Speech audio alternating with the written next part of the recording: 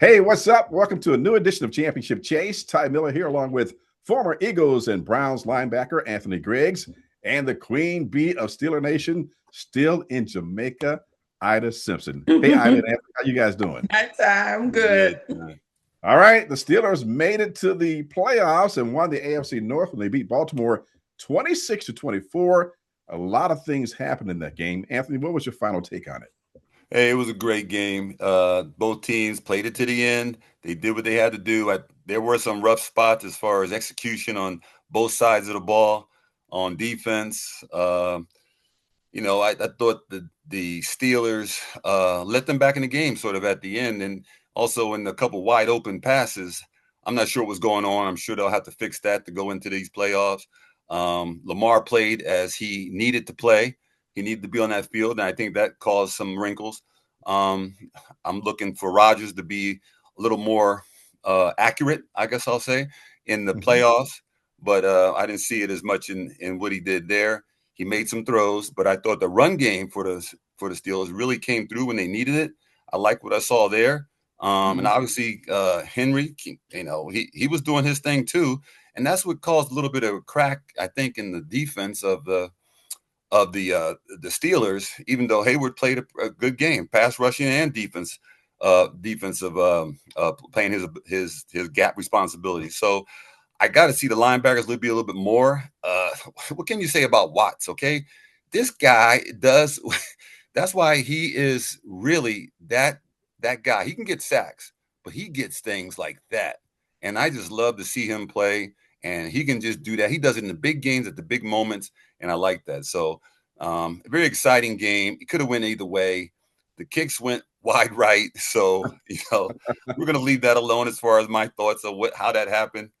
Ooh, it was a game. It was a game. It was a game. It was not for the faint of hearts because, oh my gosh, it just was so exciting. Like, it's not that normal rivalry, tough, sore, bruised up battle between the Ravens and Steelers that we're used to. That's not what that was. It was something very different, but it was electric. It was exciting. At first, it was like, okay, it went a little slow. And the expectation going in, it was that it was going to be, lower scoring because no DK, especially the Steelers offense, lower scoring. And then, like, maybe the defense pull something off to get them through. But that game in the once that fourth quarter turn on came on, it was just like Aaron Rodgers of the past. He's just in his head. He's just on point. I heard the word surgical used a couple times, and he was like a mastermind. And I was just watching, like, wow, like he doesn't even have his top gun here, and he's just spreading that ball out to whoever he can get to, telling them where to go, how to do. And it was different. The run game, it was like you can count on, of course, Jalen. Then you have our little game, well, passing, running, both of them catching out you're just like, what in the world? Like, whatever it takes, they amped it up in that second half, and you're like, okay, yeah, this is really good. Well, coming up Monday, we have the AFC Wildcard feature game this weekend, and it's the Houston Texans, winners of 9 straight, taking on the Pittsburgh Steelers, who have taken 21 straight on Monday night. What is the biggest impact that you see that the Houston Texans can make on defense, Anthony? I think they're going to give them some strategies that they haven't seen. They're going to play defense like they haven't seen them. I sure have Metcalf back and everything, but I think that their defense, from what they've done this season against the teams they played, has revamped, okay, defenses, from what or offenses rather, from what they have been able to do, from the pass rush to the defensive backs to the linebackers. They're humming. So it's going to have to be something really quick. The Steelers cannot afford to not establish a run game, and that's how you're going to open them up. They have to establish a run game against these guys, or else it's going to be a long day for the Steelers. Uh, Now, with that said, the Steelers have shown that they can do that when a team is expecting them to run. Okay. And Houston is going to be a test. No doubt about it. It's playoff time. Here's the test. Each week is going to be a test. So this is what they're looking at. They're looking at a way to exploit them. I think that the weapons that we have shown, it's not matter of we don't have them. We don't have we have people who are hurt and all that. No, everybody's good. Everybody's ready. We're going into the playoffs now. Okay, every team has some hurt and they're limping around. But now, as a defense or an offense or special teams, you got to be playing at your best, because now you don't win, you go home. And so Houston, they're at the place where they want to be. Okay, they are where they have been wanting to be for a long time. And so the Steelers obviously wanted to be there too. And like I said, this is the hump. This is a hump game. I don't want to ask you about the pass rushers on the Houston Texans, two of the best, Danielle Hunter and Will Anderson. Now, the last time the Steelers took on a pass rushing specialist, they took on Myles Garrett, and they did everything in their power not to let him sack Aaron Rodgers. Now, when it comes to chipping this week, will it take number 14, the Steelers MVP, out of the game again? And you know who I'm talking about, the Swiss Army knife. He does everything. Kenneth Gainwell. Will that be a factor in this game? I mean, I think they're going to have to do everything they can. First of all, the Cleveland Browns, yes, Miles was there. You're holding them, but you're talking about two very dynamic.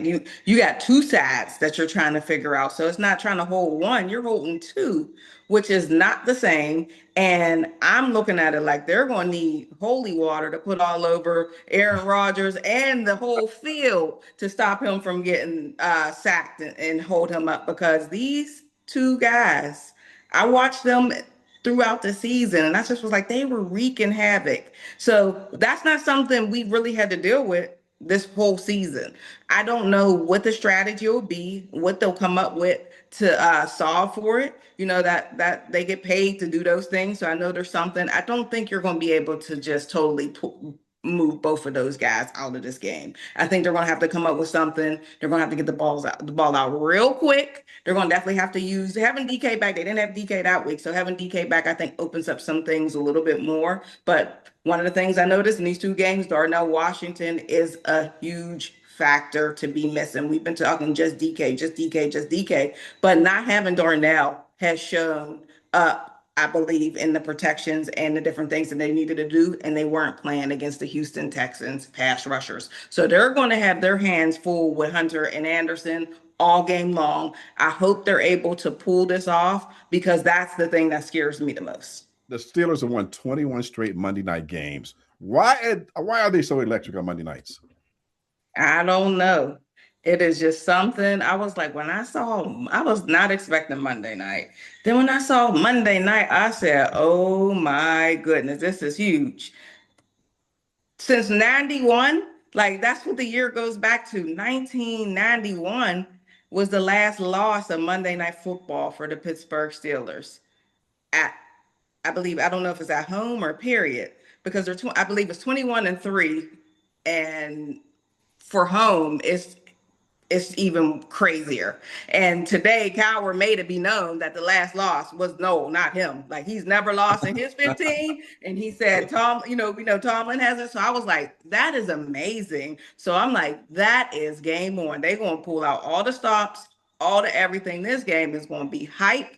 It's going to definitely have I believe, an impact, because for some reason they are jacked up. They're ready to go on Monday night. So it's not just a home game because they've lost at home, but Monday night at home, I'm like, wow. But what I wanted to say also was like that 9-0, that 9 in a row for the Texans is huge. But I guarantee you, D'Amico's going to make sure that they understand that means nothing coming into this game. They're going to be ready. Those Texans are going to be ready to go.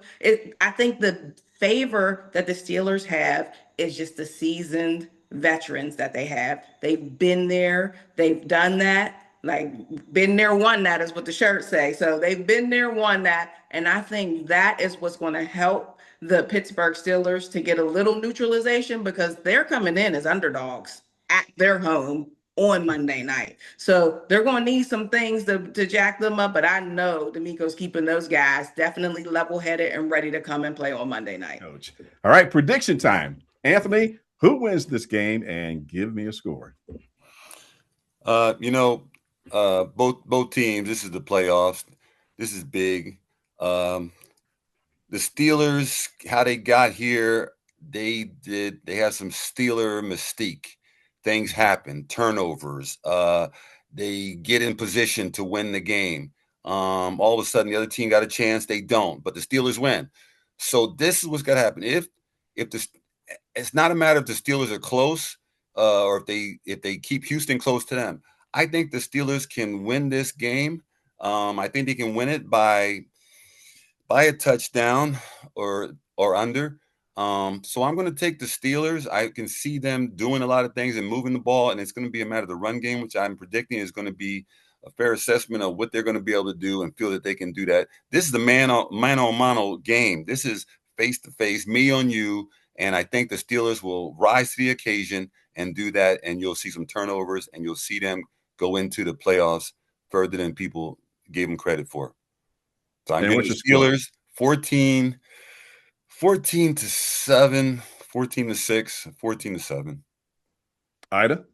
Wow. So it just would be like, there's no way that I could go. I can't be the one that's going to go against Monday night, because I'm like, it is really true. Like, I've been saying this for a long time now. Like, wow, they don't lose on Monday night. So I think the football gods are in the Steelers' favor right now for whatever reason it may be. And it's going to continue on Monday night at home with a win for the Pittsburgh Steelers. My head says that it's going to be a little closer. So in my head, I'm thinking like 17-13. But my heart says they're going to get loose for some reason. Somehow something's going to break away. And they're still going, because I thought that was going to be this week. So I'm going to put it up in the 20s. I'm going to go with my heart and say that they're going to put up 27-13 Pittsburgh Steelers.